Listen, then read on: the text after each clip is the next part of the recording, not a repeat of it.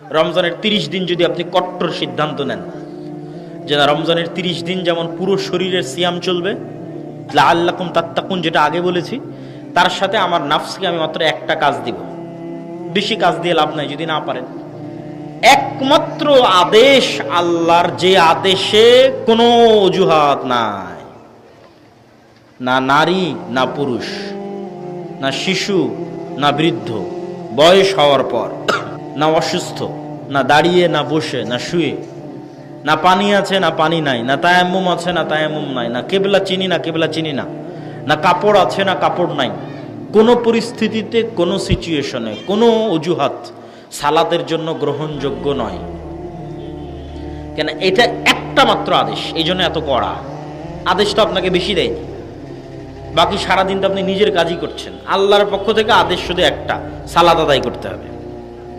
কেন? এই একটা দিয়েই আপনি আপনার নিজের নাফসকে কাজ করাচ্ছেন, ওকে কাজে বাধ্য করছেন। ওই নাফসকে যত আপনি এই কাজে বাধ্য করতে পারবেন যে তোমাকে সালাত আদায় করতে হবে, জামাতে সালাত আদায় করতে হবে, নিশ্চিত থাকেন আর যত গুনাহে আপনি লিপ্ত আছেন। অসংখ্য যুবক আমাদের সাথে সাক্ষাৎ করে, কথা বলে, প্রশ্ন করে যে ভাই আমি এটাতে আসক্ত, বের হতে পারছি না। কেউ ভিডিও গেমে আসক্ত, বের হতে পারে না। কেউ জুয়ায় আসক্ত, বের হতে পারে না। কেউ প্রেমে আসক্ত, বের হতে পারে না।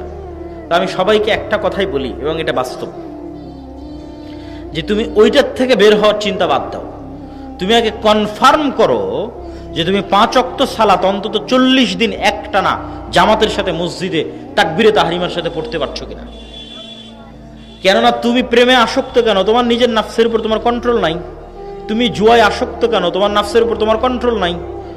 তুমি নেশায় আসক্ত কেন? তোমার নাফসের উপর তোমার কন্ট্রোল নাই। তাহলে আগে তো তোমার নাফসের উপর কন্ট্রোল প্রতিষ্ঠা করতে হবে, তারপরে না তুমি এগুলো থেকে বের হবা। তো প্রতিষ্ঠা তো আর তুমি শুয়ে বসে ঘুমিয়ে করতে পারবে না, কাজ করতে হবে। সেই কাজটা কি? সেটা সালাত। এই একটা কাজ দিয়ে তুমি তোমার নিজের নাফসের উপর তোমার কন্ট্রোল প্রতিষ্ঠা করবা শয়তানের কন্ট্রোল থেকে। তো অন্তত একটা ডোজ, একটা কোর্স যদি তুমি কমপ্লিট করো যে না আমি 40 দিন একটানা 5 ওয়াক্ত সালাত জামাতে আদায় করবো। যেমন সামনে রমজান আসতেছে, রমজানের 30 দিন যদি আপনি কট্টর সিদ্ধান্ত নেন যে না, রমজানের 30 দিন যেমন পুরো শরীরের সিয়াম চলবে, লাআল্লাকুম তাত্তাকুন যেটা আগে বলেছি, তার সাথে আমার নাফসকে আমি মাত্র একটা কাজ দিব, বেশি কাজ দিয়ে লাভ নাই যদি না পারেন। একটা কাজ দিব, সেটা যে 5 ওয়াক্ত সালাত জামাতে আদায় করবো। বলেন ইনশাআল্লাহ। তাহলে একটানা 30 দিন, তারপরে যদি আরো 10 দিন যুক্ত করে 40 দিন করেন, এটা একটা কোর্সের মতো, একটা ডোজের মতো। অ্যান্টিবায়োটিক ডোজ যেমন পূর্ণ কমপ্লিট করতে হয়, এই পূর্ণ যখন আপনি একবার 40 দিন, এই পূর্ণ 40 দিন যখন আপনি কমপ্লিট করে ফেলবেন, আপনি নিজেই বুঝতে পারবেন যে আপনার নাফসের উপর আপনার কন্ট্রোল ক্ষমতা প্রতিষ্ঠিত হয়ে গেছে। তাহলে বক্তব্যের দ্বিতীয় অংশ, সিয়াম শয়তানের বিরুদ্ধে যুদ্ধ, সালাত শয়তানের বিরুদ্ধে যুদ্ধ। যে অংশ দিয়ে বক্তব্য শেষ করব সে অংশটা হচ্ছে সালাত জিকির। এটা সব শেষে বলে বক্তব্য শেষ করব। তার আগে 2 মিনিট আপনাদের এই প্রতিষ্ঠান সম্পর্কে কথা। আমার বক্তব্যের মধ্যে একবার এই আলোচনা এসেছে যে টাকার মাধ্যমে গুনাহের কাফারা হয়। ওই পয়েন্টকে ধরে একটু সামনের দিকে আগাই। ইন্নাল্লাহা আশতারা মিনাল মুমিনিনা আনফুসাহুম ওয়া আমওয়ালাহুম বিআন্না লাহুমুল জান্নাহ। মহান আল্লাহ জান্নাতে প্লট এবং ফ্ল্যাট বিক্রি করবেন। হাল আদুল্লুকুম আলা তিজারাতিন, আমি কি তোমাদের এমন একটা ব্যবসার কথা বলে দিব না যেই ব্যবসাটা হবে আল্লাহর সাথে। তো ব্যবসা হবে আল্লাহর সাথে, আল্লাহ বিক্রি করবে কি? জান্নাতের প্লট এবং জান্নাতের ফ্ল্যাট এবং জান্নাতের বাগান, জান্নাতের ঝর্ণা, জান্নাতের ঘর, জান্নাতের গাছ। জান্নাতের একটা গাছও বিক্রি হবে। একজন সাহাবী জান্নাতের একটা খেজুর গাছ কিনেছেন পুরো একটা বাগানের বিনিময়ে, পুরো একটা খেজুর বাগানের বিনিময়ে জান্নাতে একটা গাছ কিনেছেন।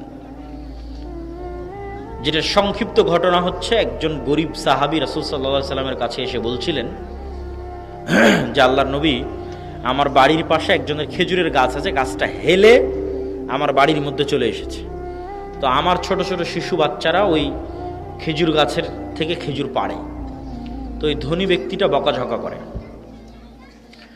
আল্লাহর নবী ওই ব্যক্তিকে ডেকে বললেন, তুমি এই খেজুর গাছটা জান্নাতে একটা খেজুর গাছের বিনিময়ে এই গরিবকে দিয়ে দাও। তো এই ব্যক্তি রাজি হলো না। সেও ভালো মানুষ, কিন্তু নিজের সম্পদের উপর নবীরও অধিকার চলে না। মানুষের সম্পদের উপর নবীরও কোনো অধিকার নাই, স্বেচ্ছায় না দিলে। তো এই ঘটনা একজন সাহাবী আবু দাহদা তার নিকট পৌঁছল। তার বিশাল এক খেজুরের বাগান ছিল। ওই ধনী ব্যক্তিকে গিয়ে সে বলল, তোমার এই খেজুর গাছটা আমি কিনতে চাই আমার এক বিশাল খেজুর বাগানের বিনিময়ে। বলে ঠিক আছে, বিক্রি করে দেবো, ভালো কথা, এত বড় খেজুর বাগান পাচ্ছি, মাত্র একটা খেজুর গাছ, কোনো সমস্যা নেই। বলে ঠিক আছে, দাও, দিলাম। তো আবু দাহদা বিশাল এক খেজুর বাগান ওই ধনী ব্যক্তিকে দিয়ে দিল, আর ওর থেকে একটা খেজুর গাছ কিনে নিল। ওই খেজুর গাছ কিনে নিয়ে এসে বা রাসূল সাল্লাল্লাহু আলাইহি ওয়াসাল্লামকে বলছে, আল্লাহর নবী আপনি এরকম ঘোষণা দিয়েছেন, এটা কি ঠিক? কি ঘোষণা? তো বলে, এই খেজুর গাছ যদি ওই গরিব সাহাবীকে দেওয়া হয় তাহলে জান্নাতে একটা খেজুর গাছ পাওয়া যাবে। তো বলে, হ্যাঁ কথা ঠিক, যদি এই গরিব সাহাবীকে দেওয়া হয় তাহলে তার জন্য জান্নাতে একটা খেজুর গাছ।